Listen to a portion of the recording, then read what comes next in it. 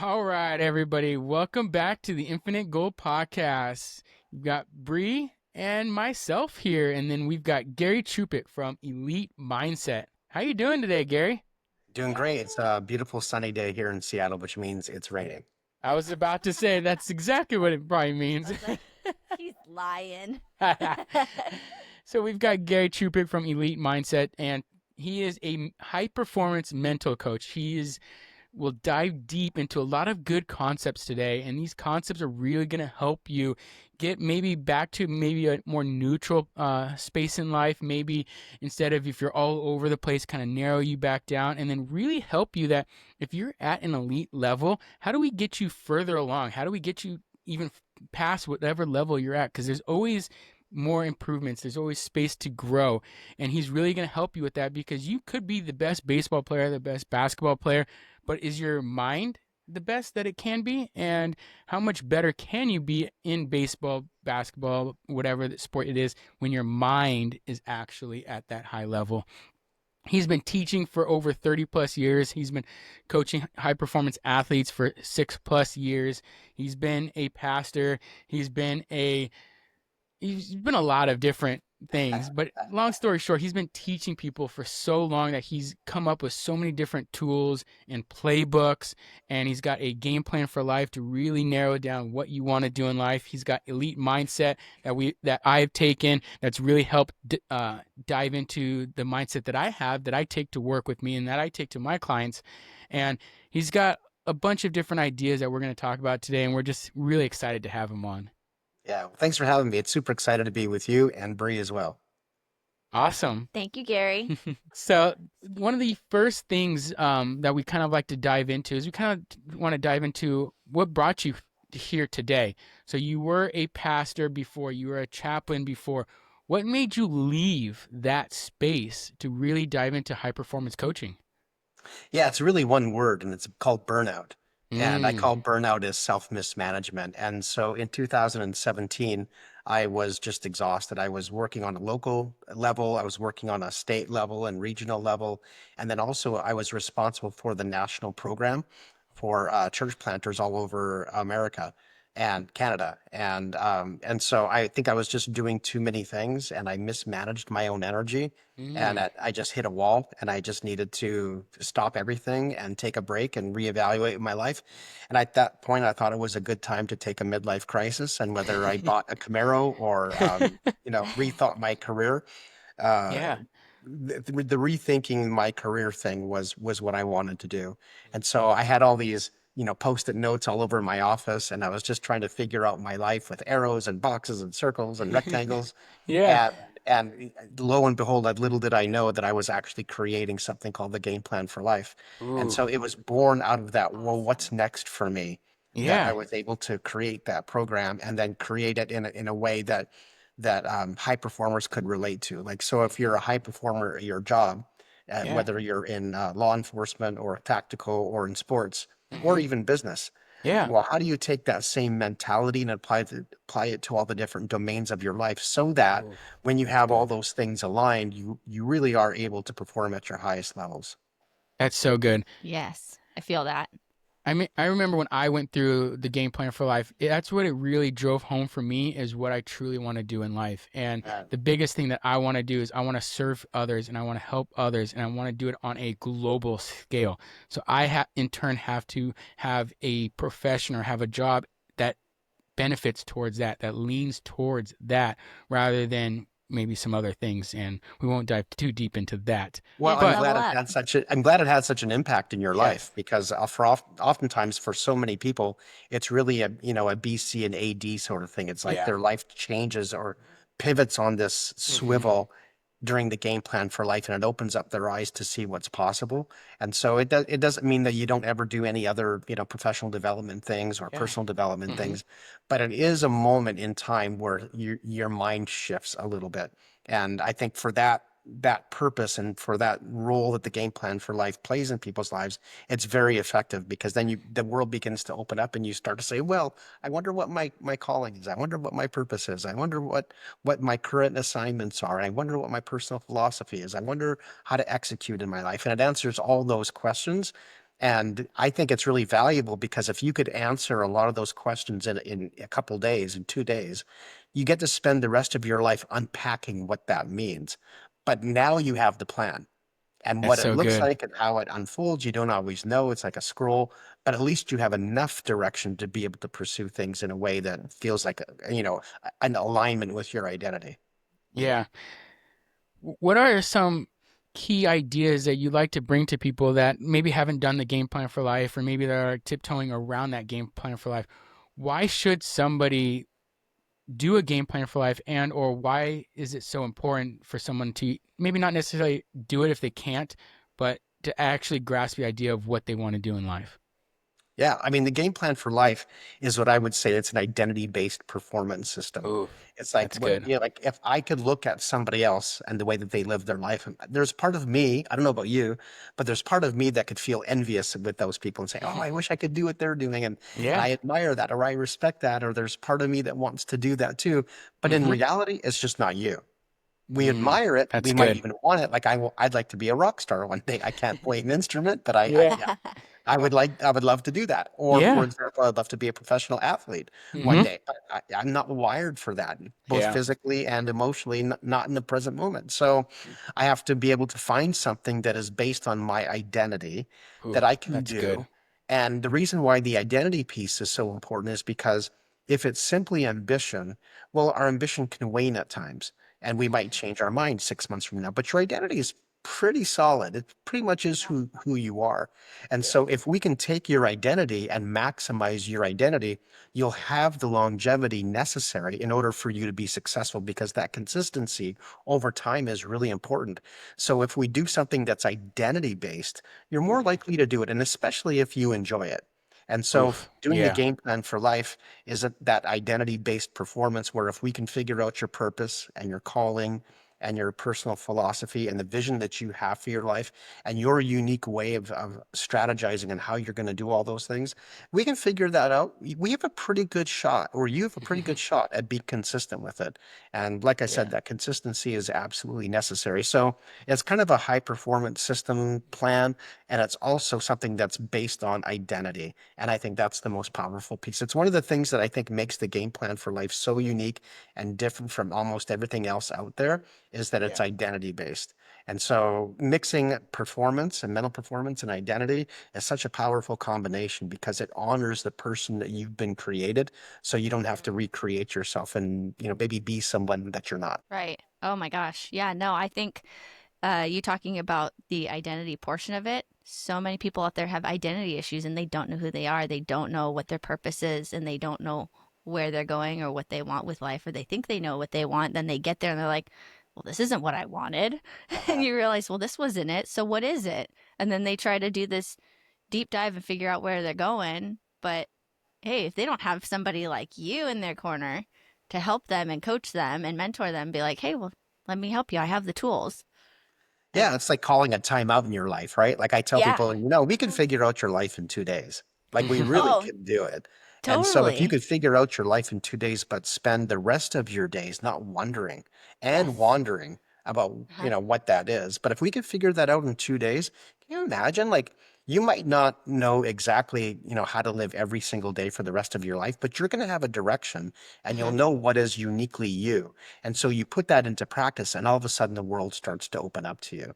And that's the best feeling in the world. And so all of a sudden you start getting opportunities that you never thought were possible. People start calling you from Oh around the yeah. world. Like I had one in Madrid, Spain, where I got to go to Madrid last year, which was really wonderful. And so you Awesome. just kind of don't know what's going to happen. I have, the game plan for life. I had a website that has 250 million clicks on it per year, asking me to put my game plan for life in a digital format so Mm-hmm. that they can do it in 42 different languages around the world.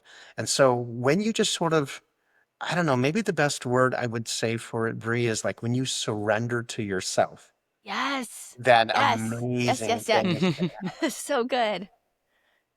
Yeah, no, I think because a lot of people like it's not other physical beings or physical things that are holding them back. It's ourselves. We hold ourselves back. Yeah, and sometimes it's conscious, like we know what's holding us back, and it might Yes. be a fear that we can identify or some type of insecurity, which is oftentimes the case. Uh-huh. And sometimes it's just that we don't know. We've never had anyone present to us a plan where we can just say, well, I really trust this plan. Like I know Yeah. that this is true about me. And when Mhm. you trust that plan, then you can execute it. But if you don't trust the plan and you're Mhm. not really sure because you kind of still feel like you're shooting in the dark a little bit, Hmm. Yeah. what'll happen is that will cause hesitation. And hesitation is an Oof. indication of lack of confidence, Mhm. and a lack of confidence or hesitation in anything, including sports or tactical, first Hmm. responders, Yeah. even oftentimes in business, it costs you something. And Mm. so that Yes. hesitation coming from that Yeah. lack of confidence about our insecurities or whatever, there's a cost to it. And at Yeah. the very least, it costs you a ridiculous amount of time, right? Or sometimes we'll say, So well, good. I think I want to try this for a while. It seems like it's the right thing in the moment, so I'll give it a shot. And maybe we listen to a podcast or we listen to maybe good friends who are trying to Yeah. encourage us. But sometimes it takes someone who's really skilled at how to guide you through a particular Yeah. process or a plan so that you can get the outcome that you're looking for. And so the game plan for life, I think, is so valuable in that way, is because it identifies some of those things that are going on beneath the surface. I call them Yeah. undercurrents, right? Like an undercurrent, the wind can be blowing this way, but the Hmm. undercurrent is taking them this way. And you say, well, wait a minute, Yes. how come the wind's blowing this way? Shouldn't my iceberg of my life be going that way? Hmm. But those undercurrents are so strong Yeah. that they'll move us in a different direction. And so to be able to identify those undercurrents and name them, and like literally Mm. name them, and then be able to come up with a plan to combat them. And that is I think, the most difficult part about the game plan for life is once you identify those undercurrents, you can kind of go, oh my goodness, like these undercurrents are ruling my life. I didn't even know it. Like Yeah. Mhm. almost all of the decisions I make in my life are result in some way, shape, or form of the influence of these undercurrents. Hmm. And the proper response is kind of like you should be angry at yourself. You should be Mhm. angry with yourself because you're like, I'm Yeah. letting these things control my life. Yeah. And yet we don't let our purpose or our calling or whatever it is, we don't let those things drive us. We let our insecurities drive us, or those Mhm. undercurrents. So I think there's a lot of value in having a good plan, no doubt about it. But there's also value in addressing your undercurrents, because you can have the best plan in the world, but if those undercurrents are so strong, it'll literally take an iceberg all around the world. Hmm. Sorry. um, That's a no, lot to you're chew on. yeah, I no, get it. I was processing as I was thinking about what I was about to say. And then I had a mind block for a second. Um, That's okay. your your talk about the undercurrents. Did you say that's kind of like your dark side? That's all, like it Yeah, in a they're way. drivers. They're drivers. Okay. They'll drive us to do certain things that no one else will see. Like no one Mhm. else will actually see why you're making a decision that you're making. Mhm. But because those undercurrents are so strong, they manifest in certain ways, but we don't always sort of identify those undercurrents, nor do we want to. Like who wants to look at those things that are driving us in negative ways? And so it could be an insecurity, some insecurity that we have. It could be a fear of something. It could be a lack of confidence about something.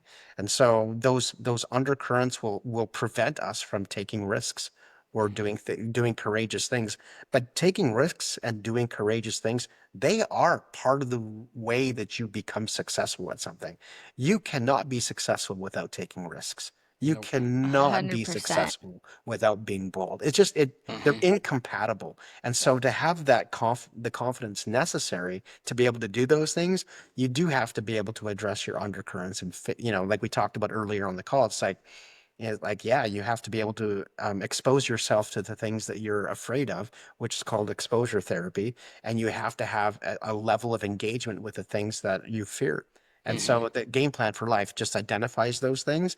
And then we sort of come up with a remedy or a solution. If I was going to combat this people pleasing side of me, what would I do? Well, I might become an ass for the next year. I might become incredibly I love it. disagreeable with people. I might Yeah. speak my mind more instead of worrying Yeah. what people think.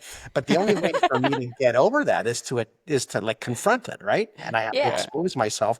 So I wonder what would happen if I became more direct, or I wonder what would Mm, happen if I spoke my mind more. How many friends would I lose? Like who yeah. would really be bothered by this?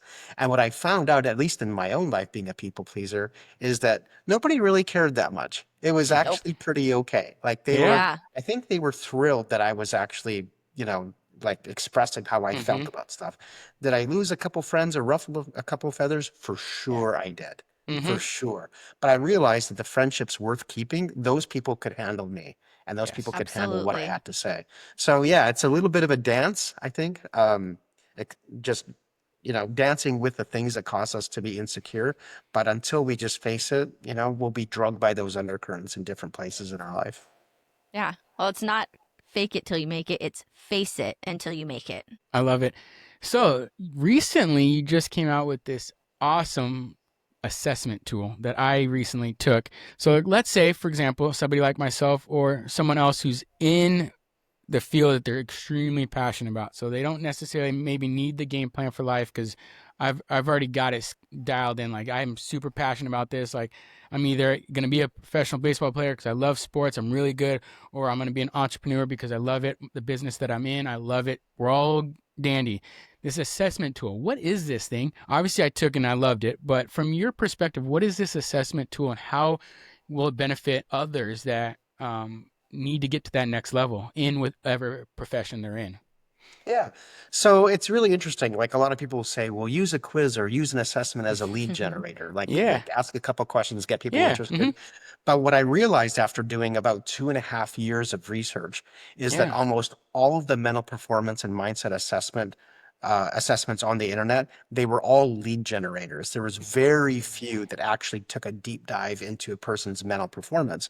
And Yeah. so I thought, well, I really want to do a deep dive because I want to be helpful. Like, for Yeah. example, let's say if you're the coach of a football team or you're the coach of your, U14 girls volleyball team or whatever Hmm. it is, that what if we could assess an entire group of people all at the same time and come up with an amazing amount of data to be able to help that coach and help those players figure out what they need to work on? Because sometimes it's really hard to know what to work on when it comes to mental performance. Like, for True. example, when we talk about mental performance, most of the assessments had 5 categories. There Yeah. were a couple that had up to 12. 12 was the Hmm. most. And I thought to myself, well, there's more than 12 categories in mental performance. Yeah. Like, for example, like none of them had self-talk.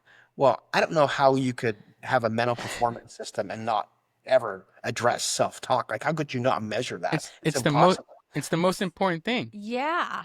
Oh Like my Exactly. And gosh. so Well, none of these assessments online had anything about self-talk. that's So I crazy. designed a mental performance assessment called the Elite Mindset Assessment.com. Yeah. And I wanted to be able to do a deep dive into people's mindsets. Now, a lot of people will look at it and think, well, what are my three best areas and what are my three worst areas? Yeah. And then try to just sort of think about it that way.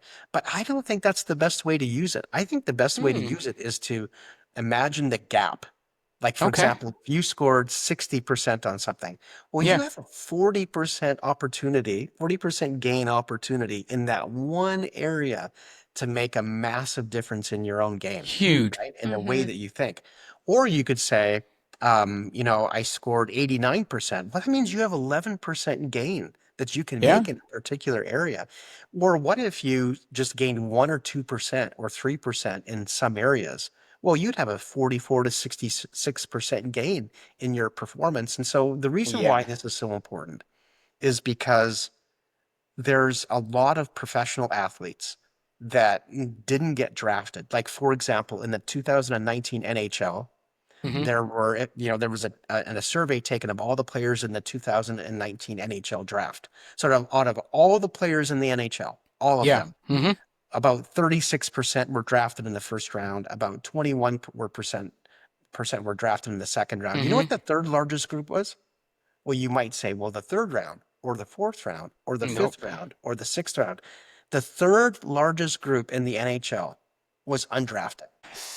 And So so what is where did that? that come from? Where did that come from? Yeah. And I think where it comes from is it comes from players who don't give up and they really focus on their mindset and they Yeah. really say, you know what, I'm not ready to give up on this career. I have to work extra hard and Hmm. I might not have the skill. I might not have the talent, but I have what it takes up here to be successful. And so, and I have a feeling that those numbers are probably pretty common all throughout the different years of the NHL draft.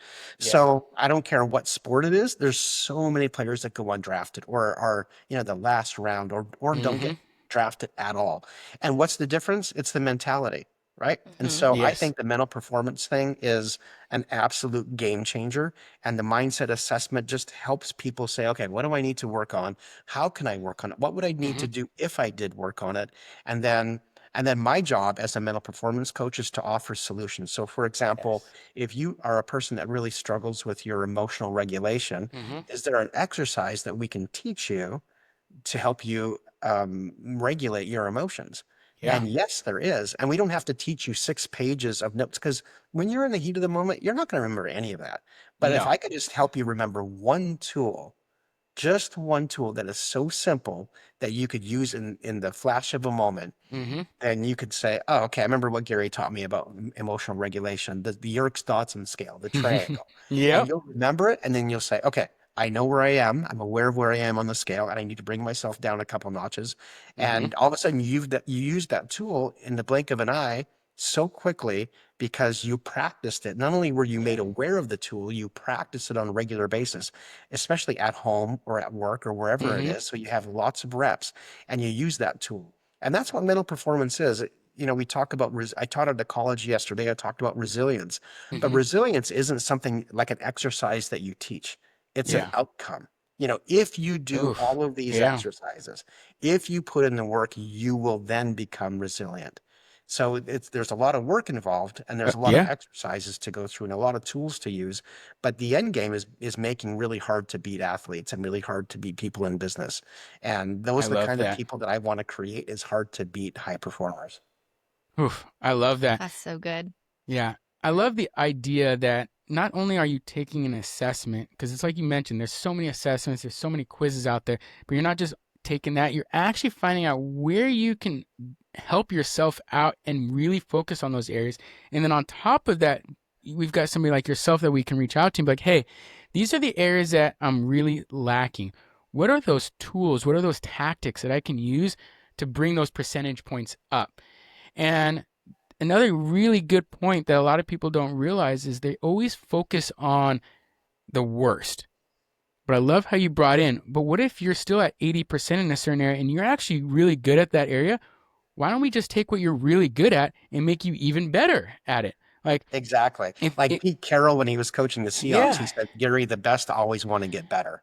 yes, Okay. The best always. yes, So they are literally looking for a cutting edge thing that they can do that will help them just become 1% better. So they're yep, they're like game on. Like even though they're at the top of their game, they're mm-hmm, probably, in the 99th percentile of people with in mental performance in their craft.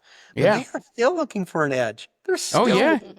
And the average person or the low performing, person, they're like, why would I need that? I'm yeah, fine. I'm okay. I'm like, no, no, no, you don't understand. This is really about being at your very best and staying sharp. For example, why shouldn't we be really sharp in our marriage? Why It would why be could it unsuccessful. yeah, like I want to be successful at A, but when it comes to my marriage or my relationships, I just need to survive or I just need to cope. But you don't need to, you don't need to just cope. You can actually thrive in your relationship as well. And you can use a lot of these mental performance skills, as you mentioned, because what happens is, unless we're aware of what's holding us back, mm-hmm, we're literally sabotaging our own success, like oh yeah, literally sabotaging it.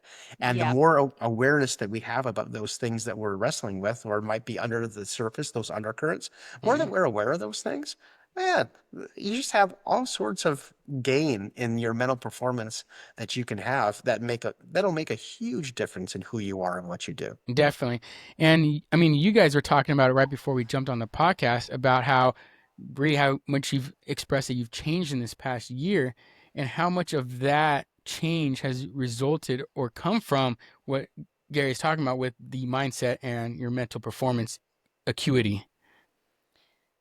Yes, it was constant work, a constant fine tuning and applying what I was learning, not just soaking in all the information because we can learn, read, but if we're not applying what we're learning, it goes away. And when you're in, out the other. So really taking all that I've learned in, you know, to my head and to my heart, and really being intentional with where I wanted to go, and I just ran with it and have just being, like you said, being consistent. That was the other bigger thing, and that really helped kind of get me to where I am now. And something I think I just said the other day, it says, take control of your mindset, take control of your life. Yeah. And I felt that. Yeah, that's so good. And like, for example, like I think we have the wrong perspective and concept of what it means to be a student. So in Mm. Mm-hmm. America, what we think of it is sitting in a classroom with a pen and paper and just watching the chalkboard and the Yeah. teacher and but in reality, if you look back into, let's say, ancient Near Middle Eastern culture, they would have teachers would have disciples. And so Oof. you have these traveling teachers that Yeah. you would say, you know what, I really like this teacher. I'm gonna follow this teacher. And so, Mm. and it was Huh. very, very common. So you might go to a school or an educational sort of center, Mm-hmm. but there were a lot of people who would just say, you know what, I like that teacher. I'm gonna follow him. So in some ways Wow. today, I see a sort of a return to that sort of disciple Mm-hmm. piece, like Yeah. I'm going to become somebody's disciple. And the word disciple is very different than just being a student Mm-hmm. watching something. A disciple is actually someone who participates. Mm-hmm. Oof. And That's so so I would good. say, Yeah. just from listening to you, Bre, I mean, you have had a shift in your mindset, but I bet you any money that your greatest growth has come from just doing it. Yes. Yeah. No, I think the biggest thing was that uh, I wanted so badly to change, and I knew that I had to start participating in my own life and start taking action and doing the work, because if I wasn't, I was going to still be in the same place that I would be, a year ago or whatever. Uh, and I didn't want to be there. I didn't want to stay in that same spot. I feel like I would have failed myself if I hadn't made the change, if I hadn't shifted. And I think when I took that, started taking the steps to changing and improving myself, it's helped improve my relationships. It's improved the way that I think, my perspective. It's really opened a ton of doors for me. And uh, I don't, I don't know where I would be if I hadn't started doing that. I know I'd be Well, disappointed. Life would look a lot different right now if I hadn't started taking the action and participating. right, right. Well, I'm not interviewing you guys. However, I am curious to find out, like, how has it impacted your marriage? Like having that change of mindset, right? And then practicing and putting into practice the things that you're learning. How has that even impacted your relationship? Oh, I think it's done wonders for our relationship, because the fact that we were both doing the work on our own personal growth journeys, we were able to grow together. Mm-hmm. And it's improved our communication in the way that, Oh yeah. and helped us understand each other better by understanding how we think and our own emotions. And Mm-hmm. we kind of just like picked up on cues from each other in the process. And while it's still work, it's always going to be work. Yeah. The work is never done. It's definitely improved our dynamic as a couple. And that's help from you. I mean, just Yes. the No, coaching it that all started. we've I done. think it all started with getting to be in the room and with you, Gary, and talking to you, and everything Yeah. that you taught Anthony. He's helped teach me. Mm-hmm. So you've already done some serious work here, because that really like kickstarted it.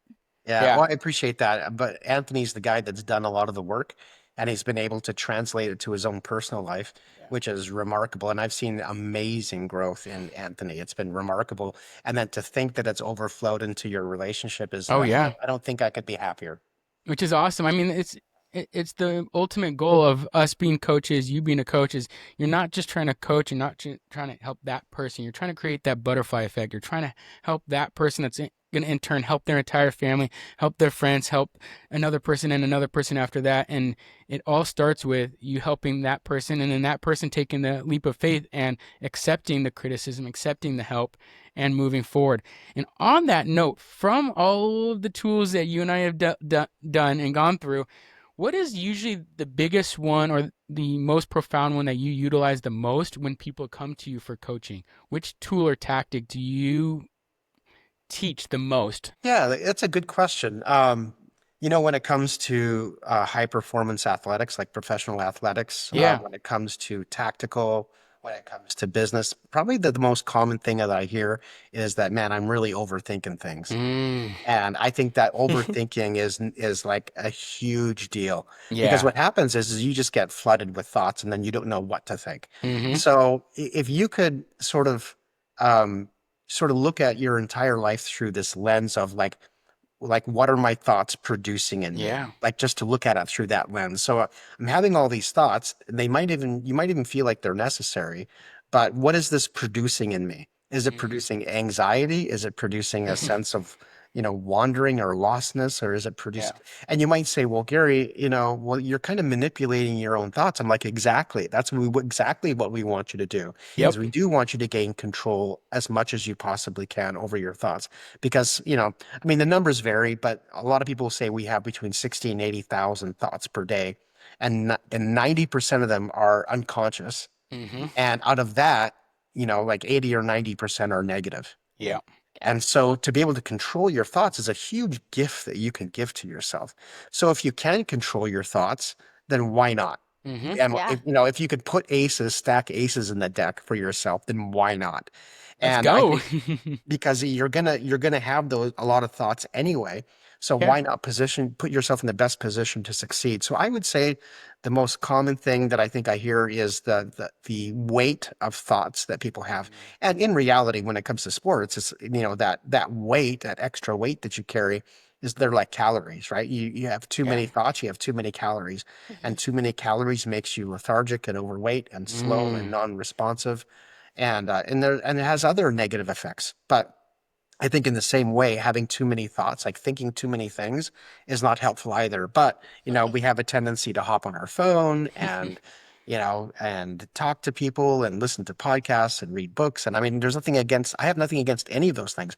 But even if I say, if yeah, I mean, even if you had 7 heads of spinach that day, you would still feel sick. Yeah. And I think we can take in even too many good things. And so if we Ooh. can regulate the amount of things that we're ingesting mentally and Mm-hmm. emotionally, and then I think that'll make us a little bit more nimble and feel a little bit better. So learning how to control the number of thoughts that we're ingesting, I think is really important. How would you help somebody? I mean, we see it all the time, and you're seeing it more and more, which is really cool. The sports world and people are really diving into because they're miking up people, so we're really understanding what they're saying, what they're doing. Explain to the person who maybe doesn't understand it as much or might think it's voodoo self-talk, That like woo woo. that woo stuff, like. But you see so many like top of the line athletes before they get up to that free throw line, they're talking to themselves before they even get up to that line. You're seeing more and more football stars where before that play's even started, they're walking to the line, they're saying something to themselves. You're seeing it within baseball when they're clicking their heels, when they're doing their routine. You see their lips moving. Can you explain to somebody who maybe doesn't believe in it or doesn't understand it how important that self-talk is? Yeah, I mean, if you don't talk to yourself, you'll listen to yourself. Oh, that's so good. That right there. Yeah.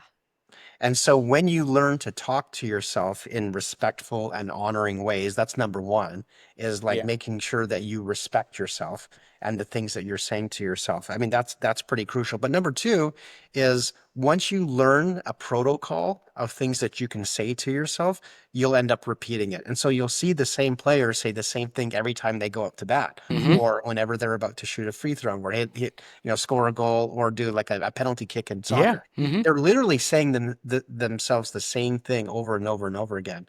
So I think the focus is this thought is what puts me in the best position to succeed. Oof. So Yeah. what can I tell myself that constantly puts myself in the best position to succeed? And so if you walk up, let's say you're going to kick a ball in soccer on a penalty shot, and you're going to say to yourself, let's say 3 things. And so you'll repeat those 3 things every time in practice, and in a game, you'll just say the same 3 things so that you go up to that soccer ball supremely confident, knowing what you're going to do.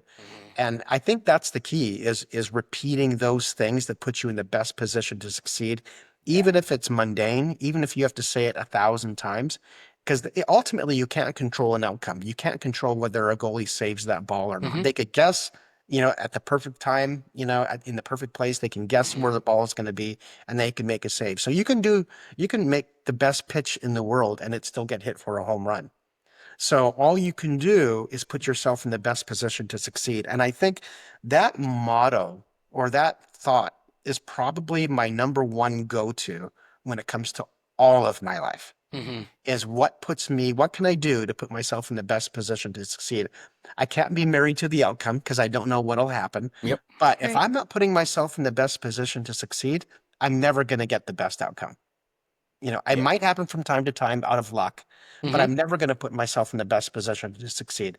So, for example, when it comes to my marriage, what is going to put Molly and myself in the best position to succeed as a couple? Well, we love to go to coffee shops on Saturday mornings. So if you call me on a Saturday morning, you know exactly where I am. I'm Mm-hmm. at Yep. a coffee shop with Molly and we're talking about our week and we're talking about deep things. Mm-hmm. And that puts us in the best position to succeed. And when it comes to something called launching and landing, okay, so every day we as a couple we have a certain way of launching the day. So Molly Mm-hmm. would like her day to start by herself, kind of quiet, and just have an hour and a half to 2 hours just alone. So I Mm-hmm. give her that space in that room, and me on the other hand, I love to snuggle in the first thing in the morning. So Mm-hmm. I don't that doesn't get to happen every morning, but Yeah. that's just how we launch every single Mm-hmm. day. And then we land in the same way. Well, how would Molly, what would make it sort of the perfect case scenario for you to land every day? What would it be? Being Mm-hmm. quiet? Would it be snuggling? Would it be just being by yourself? And what would it Yeah. look like? And so we ask each other that question. So we're doing things that put our marriage in the best position to succeed every single week. And I think if we think like that in multiple areas of our life, then you've given yourself a really great shot to be successful in every area of your life. And I think it's a game changer personally. Yeah. I've seen it happen when it comes to my job, like what puts me in the best position to succeed at my job. Well, Mm-hmm. my environment's a big deal. So I want to make sure that I have things that are inspiring around me, that it's quiet, just, have the windows open so it's nice and bright and cheery. I know it's hard to do in Seattle, but Mm-hmm. constantly asking myself what's going to put me in the best position to succeed. And I Yeah. think if we can live our life that way, it really detaches us from the expectation of having the perfect outcome that we want because we don't have any control over that. But Yeah. if you keep putting yourself in the best position to succeed, then you have a shot at hitting that home run. Then you have a shot at getting a hit. Then you have a shot at really doing well in whatever it is that you're doing. So I think that concept of like, what puts me in the best position to succeed? I can't Mm-hmm. control an outcome, but I can put myself in the best position to succeed. I think that is personally, that's probably my favorite thing that I ever think of. That's awesome. I love that. Control what we can control. Mm-hmm. That's so good. So if somebody's coming to you and they're coming to you for their game plan for life, they got their assessment, they're doing that elite mindset. What what can they expect to get? Now, I understand everybody, comes in like, "Oh, what am I going to get? What am I going to get out of it?" Not necessarily that, but what mentally are we going to get? I know how much I've grown because of it. But what do you see like the average person doing? Is it affecting their business, their life? Like, is it everything? Like, explain a little bit about that. Well, I wish we could do things once and we'd be done. Correct. Wouldn't that be Yes. wonderful? Like to learn a lesson once and then never have to learn it again. It'd be But awesome. it's true. But life is so dynamic. Like it Yeah. changes dramatically. Mm-hmm. Mm-hmm. And oftentimes I love what Jordan Peterson says. He says, most people sort of hit their breaking point. It's like a balloon. Like you keep putting air into the balloon. So it's not just one breath that goes into the balloon. It's this problem, this Mm-hmm. challenge, this stress, this anxiety, and you keep putting air into this balloon until it's so tight that you're about to burst or about to pop. And then you Yeah. have a nervous breakdown, or you fall into depression or whatever. And so I think taking the principles that we learn in mental performance and using them as either helping us get out of crisis or helping Yeah. us cope. I mean, there definitely is a thriving piece to it. Like if I do these things on a regular basis, you probably will really thrive Mm-hmm. far more than you if you didn't. Yeah. But I think it's a way to diffuse challenges that feel overwhelming, and where you could say, no, I can probably handle this. Like I have Yeah. coping mechanisms now and tools that I can use, but the situations always change, and the Hmm. dynamics of life always change. Your kids reach different ages, and you have different challenges at different ages, Hmm. and they're different, right? Like Yeah. you're not just the parent of two kids, you're the parent of one plus one. Like that's you, and they both want to be treated differently, and you have to treat Hmm. them differently. Yeah. So I think that dynamic of like when it comes to mental performance is, does the principle stand the stress test? Like walking on a two by four between two chairs. Does the principle that we're teaching apply in marriage? Does it apply Oof. in raising my kids and my family? Does it Hmm. apply in my business? Does it apply in my sport or my craft? Or does it apply in certain relationships or most relationships? So, because there's so many dynamic things going on in life, I think it's worth saying, I wonder if this emotional regulation thing matters in my marriage. Or, Yeah. I wonder if this emotional regulation thing matters in my job, because I'm really hacked right now. And so you Yeah. apply Yep. that principle, and does it work in different environments at different times? And so the learning never really ends. You just keep Hmm. applying the principle and saying, I Correct. wonder if this really works. And it does, but a lot of the dynamics change. Yeah. I love that. And if anybody's having any issues or they're in that burnout phase or they're trying to get to the next level, definitely reach out to Gary. He's on Instagram. We'll have all of the links of his website, the link to get the assessment, and just to follow more of him and obviously follow more of us to get more information on the four pillars of the infinity model that we like to talk about. Obviously, today's on personal, it's on mindset. Now, one thing we like to finish all of our podcasts with, Gary, is what are the three golden nuggets you would give somebody that is looking to improve their mindset and their mental performance? Mm. Yeah, three things, only three, huh? Only three. Only Unfortunately, I three. know because we could have our own podcast on how many, but We we could, leave it to we the could. three. Well, I would say number one is, and you and I have talked about this a lot, is hit that reset button often. Oof, You know, that's I, so I, good. I think of the sun as a Yeah. reset button. You Mm-hmm. know, when the sun comes up, it's a big button, it's a new day. And what happened yesterday is yesterday, but today Yes. is all about this present moment. And like, for example, we were talking earlier about, the hourglass. The top represents the future, it's happening, and the bottom represents what's already happened, it's the past. But for me to be able to live right in that little narrow part right there is so important. And so for me to live in the present moment, on a regular basis, just Gary, resetting as many times as I can. There you go. And it's gold. I love it. we got ours in gold. I love it. So for me to offer my best in the present moment means that I have to reset often. So Mhm. what that means is, regardless of the previous conversation or the previous client that I've had or the previous Yeah. situation or relationship, whatever it is, I can hit the reset button and go into that next conversation, Mhm. kind of like with a brand new slate, kind of like Yeah. opening up a new tab on your computer. So that's That's number awesome. one. The second one is neutral thinking. So Oh, oftentimes we that's a make good one things too. way more emotional than they need to be. Like Hmm. our emotions are not working for us. They're not helping Yeah. us. Hmm. So sometimes Molly and I will joke like, "Hey, it's not emotional. Let's just make this decision. It's not It's emotional." not that serious. Yeah, I like yeah. that. And so That's so good. yeah, and so oftentimes we'll say it's not emotional. So that's the second I thing. So love it's that. it's called neutral thinking. So it Yeah. doesn't have to be emotional. We could Hmm. just sort of be in neutral, because Yeah. when we find that when athletes are in neutral, like they're not overly positive and they're not overly negative, when they're just in neutral, they perform their best. Oh, And so it's hitting the reset button, going into yeah. neutral thinking, and then finally, I think what I would say is sort of really get a grip on your self-talk, Oof. because your self-talk is your inner advertising campaign. You're constantly Yeah. selling yourself something. So Hmm. sell yourself the right things and make sure that that's a respectful, encouraging dialogue. And so like when I'm working with a team and let's say they are or an athlete and they're really struggling with those self-talk, I say, listen, there's only three things you can tell yourself. You're not allowed to tell yourself any other things in a game. Number one is your self-talk must be inspirational, Yes. so you Okay. can inspire yourself, or motivational. Number two is Mm. instructional, and number three is calming and relaxing. So it's got to fall into one of those three categories. If it doesn't fall into one of those three categories, you're not allowed to think it. Oof. So That's if you good. limit your Yeah. thoughts, like, it's kind of like your thoughts are like sheep. They want to wander all over the place, but you got to put a fence around them. And the Yeah. closer that you can bring that fence in, the more that you can contain your thoughts. So you just want to make sure that they don't wander too much. So reset, neutral thinking, and practice your self-talk.